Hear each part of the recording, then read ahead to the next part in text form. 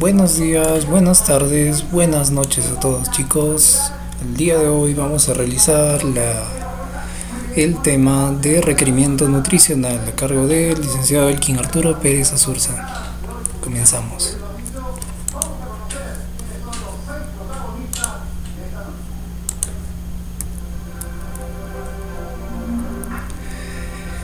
Para comprender los requerimientos de nutrientes de cada una de las personas e inclusive de las poblaciones, necesitamos conocer ciertos conceptos.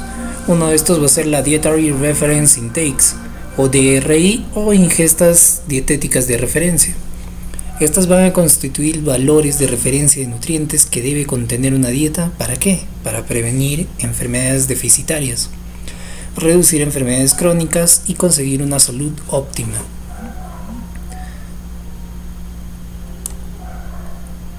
¿Qué más? Así se va a poder aprovechar al máximo cada nutriente. El cuerpo va a poder utilizar todos los nutrientes. Dentro de las DRI o IDR vamos a incluir otros conceptos que inclusive cada vez que un país desea evaluar y construir sus guías alimentarias, va a crear nuevos conceptos. Entre ellos vamos a tener al EAR o el Estimate Average Requirement, que va a ser el requerimiento medio estimado, el cual va a tener un concepto como el nivel de ingesta diaria de un nutriente que se estima adecuado. ¿Para qué? Para cubrir los requerimientos de la mitad de los individuos sanos, es decir, del 50% de los individuos sanos de una población en una etapa de vida y de un género en particular, de un sexo. En el caso de la energía va a hacer referencia a la ingesta energética media, ¿ok? Para mantener el balance energético de acuerdo a la edad, el género, el peso, la altura, el nivel de actividad física definido. Como segundo concepto vamos a tener a las RDA, las Recommended Dietary Allowance o aportes dietéticos recomendados, que van a ser el nivel de ingesta media diaria de un nutriente que se considera suficiente. ¿Para qué? Para cubrir los requerimientos nutricionales de casi todos los individuos de un grupo de población en una etapa de vida en particular y de un género en particular. Por así decirlo, este RDA va a cubrir entre el 97-98% de toda una población, ¿ok? Mientras que el AI va a ser el Adequate Intake o ingesta adecuada, que es el nivel de ingesta media diaria que se recomienda, que va a estar basado en ¿qué? En la media o en el promedio de nutrientes que un grupo de individuos sanos, por medio de diversos estudios experimentales, observacionales o por extrapolación, han consumido o que consumen y que se recomienda, que se va a recomendar consumir. El tercer concepto va a ser el UL o el Tolerable Upper Intake Level o nivel de ingesta máxima tolerable, que va a ser el nivel diario más alto de un nutriente que probablemente no implique un riesgo de producir efectos adversos sobre la salud de los individuos en general. Por así decirlo, el UL lo llamamos también Upper Limit o límite superior, pero va a ser un límite superior en el que como máximo no va a provocar algún tipo de efecto adverso. Hay otras definiciones en las cuales vamos a ver que este límite tolerable, este límite superior tolerable, va a tener dos niveles o dos subniveles, en los cuales uno va a presentar problemas o efectos adversos para la salud, pero que no son perceptibles, no se pueden observar ni se puede dar cuenta uno que está sufriendo de una intoxicación, mientras que el nivel más superior a este va a ser un nivel en el cual el exceso del consumo de algún tipo de nutriente va a provocar efectos adversos hacia la salud de esa persona. Vamos a ver que este es el cuadro o esta es la gráfica de distribución de requerimientos nutricionales dentro de una población con dos desviaciones estándar, ¿ok? Vamos a tener las dos desviaciones estándar hacia cada lado. Vamos a tener un límite superior que se va a encontrar aquí. Habíamos dicho que el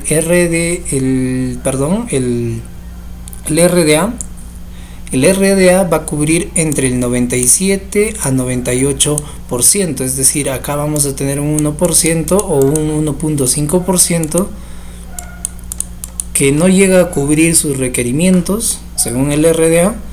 ¿Por qué? Porque tal vez está sufriendo de algún tipo de enfermedad que le impide cumplir este consumo de alimentos, esta ingesta de nutrientes adecuados, sea por cáncer a nivel de las vías digestivas superiores, por ejemplo. ¿Ok? Dentro de esto vamos a tener el concepto de requerimiento o balance energético. Este balance energético es muy importante, ya que a partir de él vamos a poder conocer cuál es el exceso, cuál es la deficiencia y qué cosa me aporta tales nutrientes o tales calorías para poder cubrir lo que el cuerpo necesita. En primer orden vamos a tener que cada nutriente va a aportar una cantidad de kilocalorías determinadas por el factor de actividad del agua, el add water. Los carbohidratos nos van a aportar 4 kilocalorías por cada gramo de este nutriente, mientras que los lípidos y las grasas nos van a aportar 9 kilocalorías por cada gramo de este nutriente. Las proteínas, 4 kilocalorías por cada gramo de este nutriente, y el alcohol por 7 kilocalorías por cada gramo de este nutriente. Hay que recordar que los alimentos van a contener no solamente un tipo de nutriente, van a contener otros, tales como carbohidratos, lípidos, proteínas. Por ejemplo, el azúcar de mesa sí contiene solo carbohidratos, pero también va a contener otro tipo de nutrientes, como van a ser los micronutrientes. Hay minerales que se encuentran en el azúcar, no todo es carbohidrato. ¿Ok? Estas grasas, estos lípidos, estas proteínas y estos carbohidratos, inclusive el alcohol, van a pasar por un proceso de metabolización, de combustión, en el cual estos nutrientes van a entrar en contacto con el oxígeno para poder producir otro tipo de nutrientes, igual que cuando nosotros agregamos gasolina a un vehículo. Le agregamos gasolina para que esta gasolina entre en contacto con el oxígeno y genere calor, energía. De igual manera va a pasar con el cuerpo humano, que al entrar en contacto tanto carbohidratos, grasas, alcohol o proteínas, van a producir calor o energía. ¿Qué más van a producir? CO2. ¿Y qué más? También van a producir agua. En el caso de las proteínas, vamos a tener que también van a producir un producto adicional, que va a ser la urea, que tiene que ser eliminada porque puede causar toxicidad en el organismo. Muy bien, entonces vamos a tener aquí que el balance energético lo vamos a definir de tres maneras. Un balance energético positivo, ¿ok? Un balance energético positivo. Este balance energético positivo nos va a explicar que va a haber o se va a observar una ganancia en el peso. ¿Por qué, profesor? ¿Qué es lo que va a pasar? ¿Por qué va a haber una ganancia de peso en el balance energético positivo? Porque en el balance energético positivo hay un ingreso de comida, hay un ingreso de energía proveniente de la comida, de las calorías, y que el cuerpo no va a poder gastar, va a gastar solo una parte y va a sobrar calorías. Esas calorías las vamos a terminar almacenando en el cuerpo. En caso de que el equilibrio sea nulo o haya un equilibrio en este balance energético, vamos a observar que la cantidad de calorías que vienen de la comida van a darnos las mismas cantidades de calorías que el cuerpo requiere para sus diferentes actividades, sea para la regeneración de tejidos, para sobrevivir, para realizar actividades, para realizar deporte, e incluso en los niños para crecer. ¿Y qué es lo que pasa cuando hay un balance energético negativo? Cuando hay un balance energético negativo es porque las actividades que realiza día a día requieren mayor cantidad de calorías. Hay una gran cantidad de kilocalorías que necesita, pero la energía que está siendo proporcionada por medio de los alimentos es una pequeña cantidad de calorías. Entonces no se va a equiparar y va a tender hacia la pérdida de calorías. Esto va a conllevar a una consecuencia, que el peso empiece a reducirse.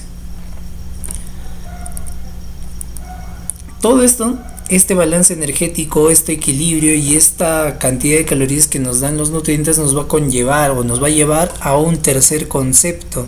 Este concepto va a ser definido como el gasto energético total. El gasto energético total va a ser definido como la energía diaria que requiere el organismo y está determinado por la suma de tres componentes, pero estos tres componentes son de acuerdo a ciertos autores. Hay otros autores que van a considerar más factores o más componentes que van a ser parte del gasto energético. En este caso vamos a tener que todo el gasto energético, todo el GET, porque esto lo vamos a definir como GET, gasto energético total,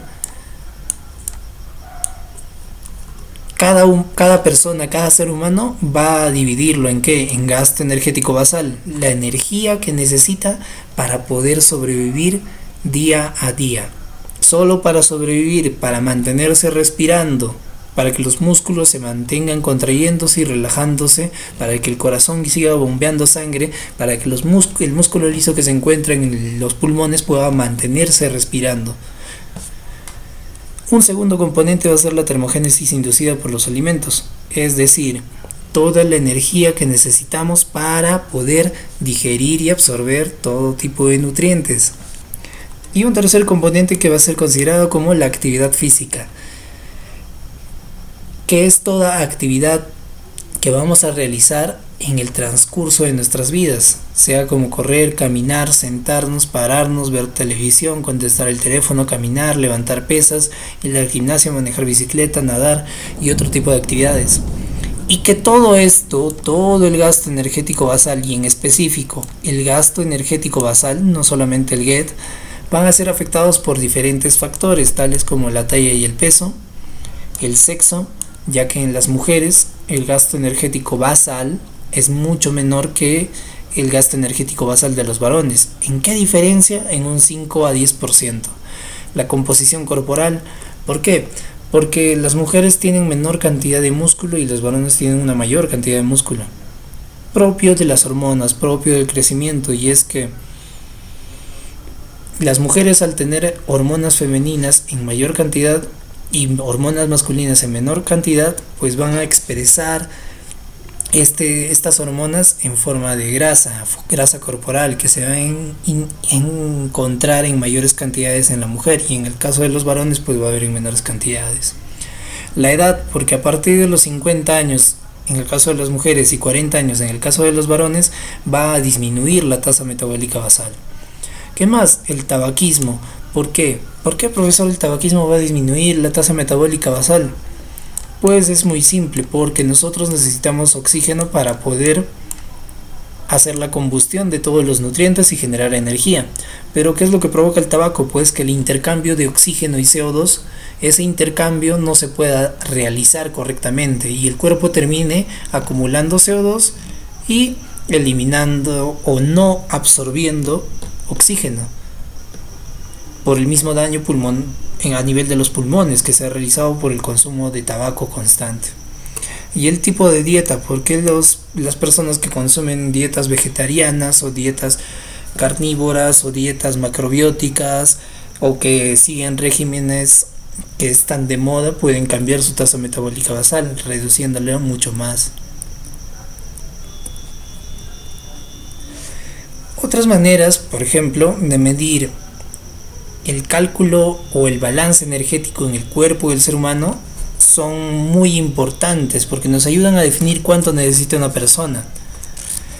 En este caso, este es otro autor, Hills, el cual va a diferenciar ya no 3 componentes del gasto energético total, que va a estar representado por esto, sino que él va a definir 4 componentes. El gasto energético por el ejercicio, el gasto energético por actividades que no son ejercicio y la actividad térmica de los alimentos. ¿Qué nos faltaría? Pues la tasa metabólica basal. Estos componentes pueden ser medidos por diferentes técnicas. Vamos a tener, por ejemplo, el agua doblemente marcada, que va a poder integrar o calcular el gasto energético en la totalidad de todos sus componentes. Y esta técnica va a utilizar ¿qué? Va a utilizar agua marcada con componentes como van a ser el hidróneo. o el hidrógeno en formas radioactivas, pero que no van a causar ningún tipo de daño en el organismo. Y de igual manera se le va a medir a las 24 horas toda la cantidad de agua que ha eliminado tanto por el sudor como por la orina y las heces. ¿Qué más se le va a medir? Pues al hacer los cálculos entre el agua producida, el agua ingerida, el CO2 eliminado y el CO2 que se sigue eliminando por otras vías, pues vamos a tener cuántas calorías se han quemado al extrapolar esto de acuerdo a la cantidad de calorías que nos generan los nutrientes. Otras técnicas que vamos a tener va a ser la calorimetría indirecta, en el cual vamos a colocar a una persona o al sujeto dentro de una cámara que va a tener un montón de turbinas o no turbinas, perdón, va a contener una especie de conductos de agua. Conductos de agua que van a mantener o absorber todo el calor emitido por la persona en el tiempo que se está quedando dentro de esa cámara. Además que se le va a medir la cantidad de CO2 producido y de oxígeno consumido. ¿Qué más le vamos a medir? También le vamos a medir la pérdida de agua que ha tenido. El problema de esto es que es caro, igual que el agua doblemente marcada, son caros. Y que pues es una incomodidad mantener a una persona o al sujeto encerrado durante cerca de 24 horas. ¿Qué más vamos a tener? Vamos a tener a la calorimetría indirecta. La anterior, perdón, era la calorimetría directa. En este caso lo que vamos a hacer es colocarle una especie de máscara en la cual la persona va a ingerir algún tipo de nutriente, tanto sea carbohidrato, lípido, proteína, y lo que vamos a calcular va a ser la diferencia, todo el oxígeno que consume y todo el CO2 que va a consumir, para poder extrapolar de acuerdo a la cantidad de calorías que nos aporta un nutriente, cuánto está consumiendo esa persona. ¿Qué más vamos a tener? Vamos a tener al acelerómetro o a los monitores de la frecuencia cardíaca, que se van a utilizar en muchos casos en personas que necesitan o tienen problemas cardíacos y realizan ejercicio. Vamos a tener también otras técnicas como va a ser la bioimpedancia o la impedancia, que van a tener o van a utilizar diferentes equipos: un bioimpedanciómetro de manos, un bioimpedanciómetro de pie con balanza incorporada, y otros que van a ser hospitalarios, que se van a utilizar en algunos hospitales de acuerdo a ciertas patologías que va a sufrir el paciente.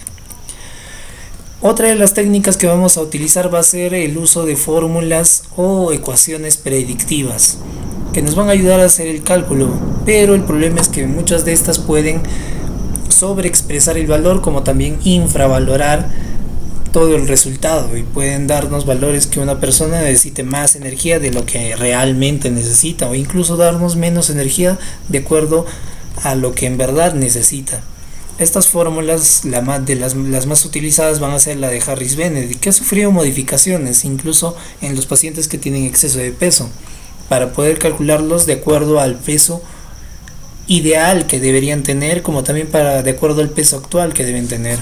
Las fórmulas de Schofield también, que en ciertos hospitales las utilizan para medir a pacientes pediátricos o para hacer el cálculo del gasto energético basal que necesitan los pacientes pediátricos.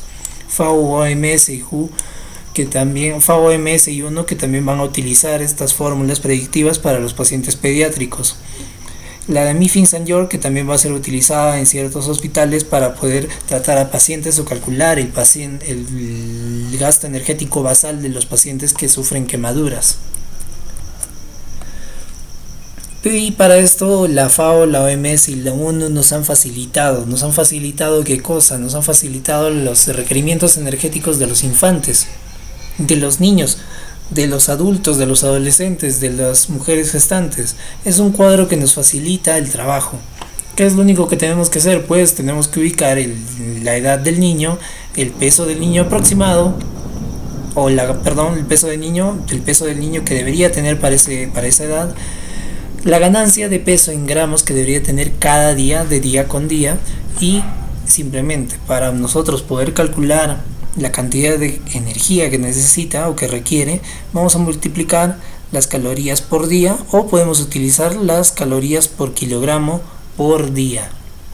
Eso quiere decir que el peso que va a tener el pequeño, digamos de 3 meses, vamos a multiplicarlo por la cantidad de kilocalorías por kilogramo de peso que necesita en el día. O podemos utilizar directamente, si estamos dentro del rango de edad, podemos utilizar directamente los valores que ya están calculados, las kilocalorías por día que necesita consumir el paciente. De igual manera va a pasar con los niños y adolescentes, desde el primer año de vida hasta los 18 años, donde vamos a tener los valores para varones y para mujeres. ¿Qué es lo que vamos a hacer?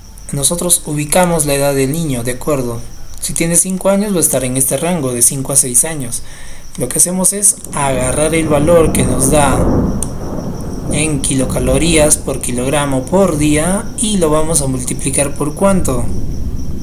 Por su peso, por el peso actual que tiene el niño, lo multiplicamos, el peso que va a tener a esta edad, y nos va a dar un valor en kilocalorías. ¿Ok? Podemos utilizar también otros valores, sí, hay diferentes unidades. En Europa utilizan más que todo, perdón, en Estados Unidos se utilizan los kilojoules, por eso es que esta tabla también expresa estos valores. Profesor, ¿y qué es esa tabla que dice diferencia, porcentaje de diferencia? Es el porcentaje de variación que hay. ¿Por qué? Nosotros acá tenemos nuevos valores y acá estamos comparando esos nuevos valores con los valores que nos han expresado la FAO, la OMS y la ONU en la conferencia de Roma de 1985.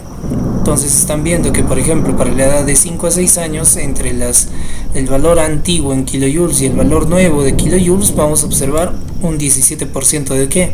De supravaloración. Es decir, nos daban valores más altos de lo normal.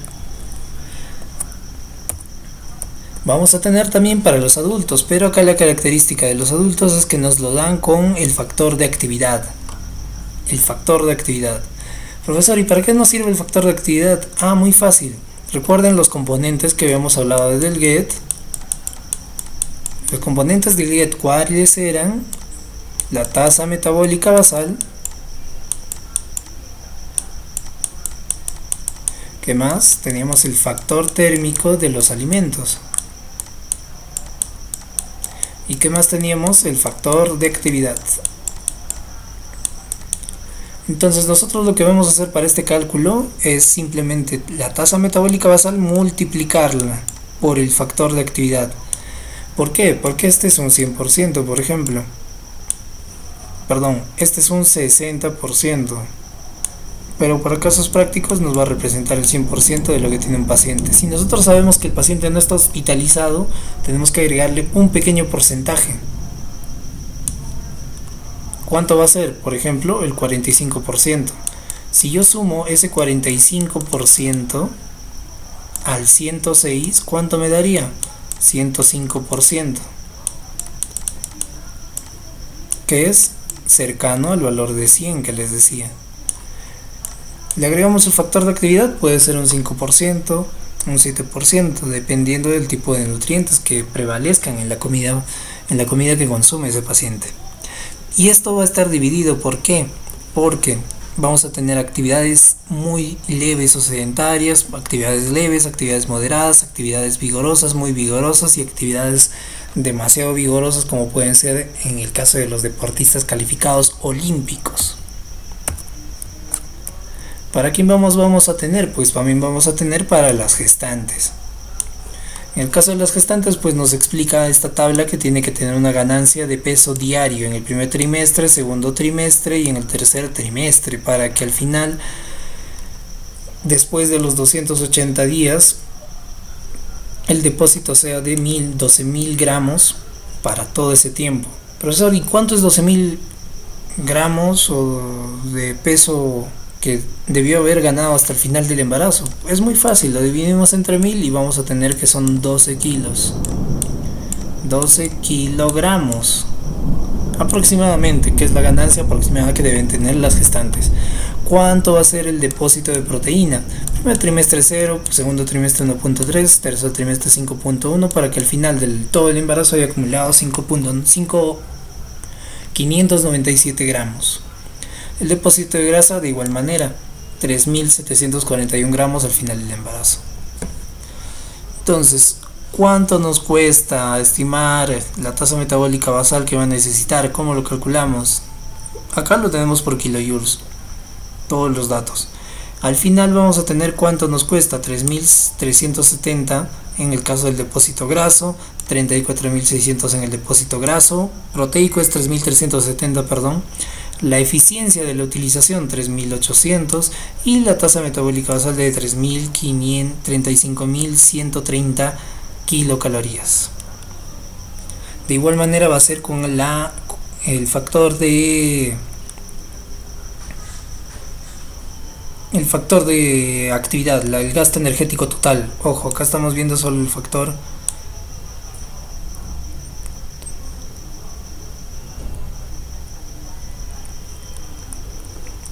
En el caso de la lactancia, después de los 6 meses de haber dado a luz y darle lactancia materna, vamos a utilizar una media.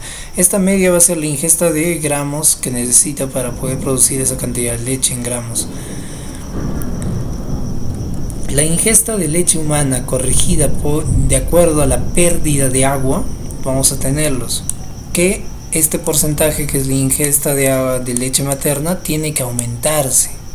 Tiene que aumentarse la cantidad de 331 a 368 de acuerdo a la pérdida de agua que se considere en el ambiente donde se encuentra.